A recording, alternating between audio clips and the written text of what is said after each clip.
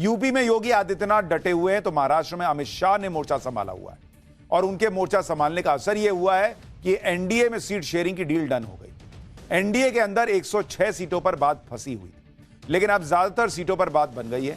सूत्र बता रहे हैं कि महायुति में अब सिर्फ 11 सीट फाइनल होनी बची है। इसमें 9 सीटों पर बीजेपी और शिंदे गुट के बीच बातचीत चल रही है, 2 सीटों पर बीजेपी और अजीत गुट के बीच बातचीत चल रही है। कल ही अमित शाह ने दिल्ली में महाराष्ट्र को लेकर जो बड़ी बैठक की थी, उसका असर है कि महाराष्ट्र में सब कुछ फटाफट होने लगा है। अमित शाह के साथ हुई बैठक में एकनाथ शिंदे और अजीत पवार शामिल हुए।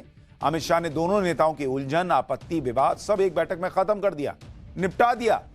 दिल्ली में एनडीए नेताओं को एक साथ बिठाकर अमित शाह ने सीट शेयरिंग पर फंसी गाड़ी को आगे बढ़ा दिया, लेकिन साथ ही अमित शाह ने महाराष्ट्र के नेताओं को एक जरूरी हिदायत दी। अमित शाह ने साफ कहा कि महायुति को बागियों से होने वाले नुकसान से बचना होगा, इसका बहुत ध्यान रखना होगा।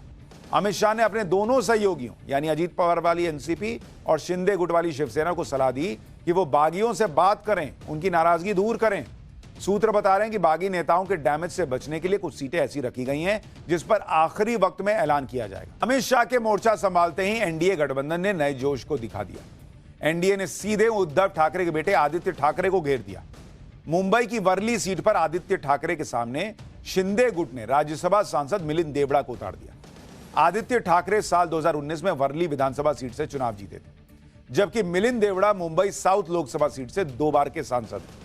Worli seat Mumbai south Lok Sabha seat के तहत ही आती है। आदित्य ठाकरे महाराष्ट्र में मंत्री रह चुके हैं। मिलिंद देवड़ा यूपीए 2 में केंद्रीय मंत्री रह चुके हैं। आदित्य ठाकरे उद्धव ठाकरे के बेटे हैं। मिलिंद देवड़ा कांग्रेस के दिग्गज नेता रहे मुरली देवड़ा के बेटे। वो इसी साल कांग्रेस पार्टी छोड़ एकनाथ शिंदे के गुट में आ गए। यानी बीजेपी कोई भी या कहिए महायुति या एनडीए जो है वो कोई भी काम या कोई भी चुनौती हल्के में नहीं ले रहा।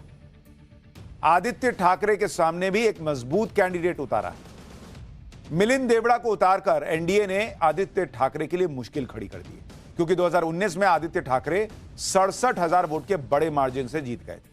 लेकिन इस बार उनके लिए जीत आसान नहीं होगी और इसके कई कारण हैं। भाई, पहला कारण मिलिंद देवड़ा एक फैक्टर है। मिलिंद देवड़ा जैसे हेवीवेट नेता चुनाव में उतर गए। मिलिंद 2004 और 2009 में मुंबई साउथ से सांसद थे। मुंबई साउथ लोकसभा में ही वर्ली सीट आती है। मिलिंद देवड़ा 2014 और 2019 मुंबई साउथ से हार गए थे, लेकिन 2014 के लोकसभा चुनाव में वर्ली विधानसभा के अंदर उन्हें 35,000 वोट मिले थे और 2019 लोकसभा चुनाव में उन्हें वर्ली के विधानसभा के अंदर 41,000 वोट मिले।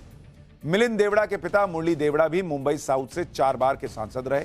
यह उनके परिवार की पुश्तैनी सीट है। दूसरा कारण शिवसेना फैक्टर है। वर्ली शिवसेना की पारंपरिक सीट रही है।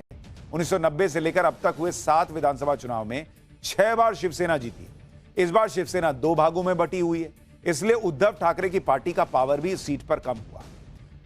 तीसरी बात, मिलिंद देवड़ा शिवसेना के असली सिंबल पर चुनाव लड़ रहे हैं, जिसका फायदा उन्हें मिलने की उम्मीद है।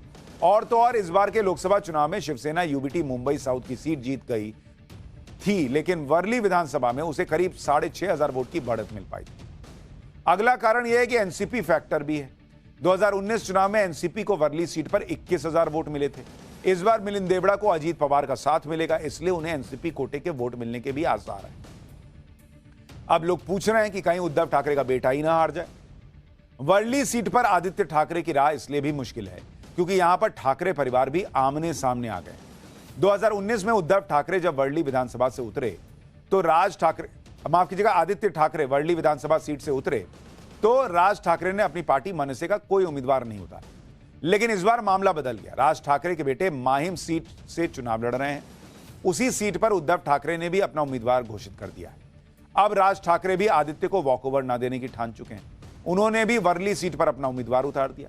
राज ठाकरे की पार्टी मनसे ने आखिरी बार 2014 में वर्ली से चुनाव लड़ा था, तब उनकी पार्टी को 8,400 वोट मिले थे और 2009 में 32,500 वोट मिले थे। यानी कुल मिलाकर वर्ली सीट पर उद्धव के बेटे आदित्य ठाकरे को मिलिंद देवड़ा, एनसीपी, शिवसेना और उन्हीं के चाचा से भी चुनौती मिलने जा रही। मुंबई की वर्ली सीट पर आदित्य ठाकरे घिरे हुए हैं तो उधर बांद्रा ईस्ट सीट भी एनडीए ने सेट कर ली। आज दिवंगत एनसीपी नेता बाबा सिद्दीकी के बेटे जीशान सिद्दीकी अजीत पवार की पार्टी में शामिल हो गए। एनसीपी ने जीशान सिद्दीकी को बांद्रा ईस्ट सीट से उम्मीदवार बना दिया। साल 2019 में जीशान बांद्रा ईस्ट से ही कांग्रेस के टिकट पर चुनाव जीते थे। कांग्रेस ने उन्हें विधान परिषद के चुनाव में क्रॉस वोटिंग की वजह से सस्पेंड कर दिया। जीशान के पिता बाबा सिद्दीकी ने इसी साल कांग्रेस का साथ छोड़ा था और वो भी अजीत पवार के साथ आ गए थे। जीशान सिद्दीकी का कहना है कि वो अपने पिता की राह पर चलेंगे और एनसीपी को सबसे बड़ी जीत दिलाएंगे। जीशान के साथ सहानुभूति भी होगी क्योंकि उनके पिता की अभी अभी हत्या हुई थी, इसलिए जीशान के लिए इस सीट पर दावेदारी मजबूत दिख रही है। एक तरफ एनडीए में सब कुछ सेट होता दिख रहा है, दूसरी तरफ इंडी गठबंधन में अभी तक सीट शेयरिंग का झगड़ा ही खत्म नहीं हो रहा। इंडी गठबंधन में करीब 33 सीटें ऐसी हैं जिस पर कोई फैसला नहीं हुआ है। सूत्रों से खबर है कि सीट शेयरिंग को लेकर कांग्रेस का एक धड़ा उद्धव ठाकरे से नाराज है। यह नाराजगी इस बात को लेकर है कि उद्धव ठाकरे ने बिना बात किए सीटों को फाइनल किया। कुछ अहम सीटों पर अपनी दावेदारी ठोक दी है। इसमें बांद्रा ईस्ट सीट है जिस पर उद्धव ठाकरे ने उम्मीदवार उतार दिया। इसके अलावा वर्सोवा और बायकुला सीट पर भी उद्धव की पार्टी अपना हक जमा रही है। सूत्र बता रहे हैं कि इन सीटों पर कांग्रेस उद्धव ठाकरे से फिर से विचार करने को कह सकती है। इंडी गठबंधन में कांग्रेस, शिवसेना और एनसीपी इसी बात में उलझे हैं कि बची हुई सीटें बांटे तो बांटे कैसे।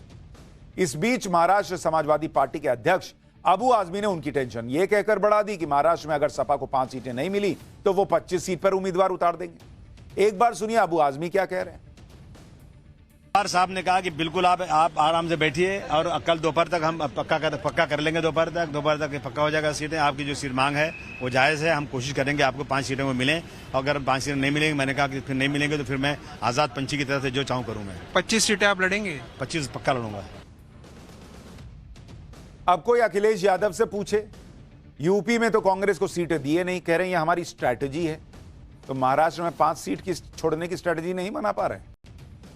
सबको सब समझ में आता है सर।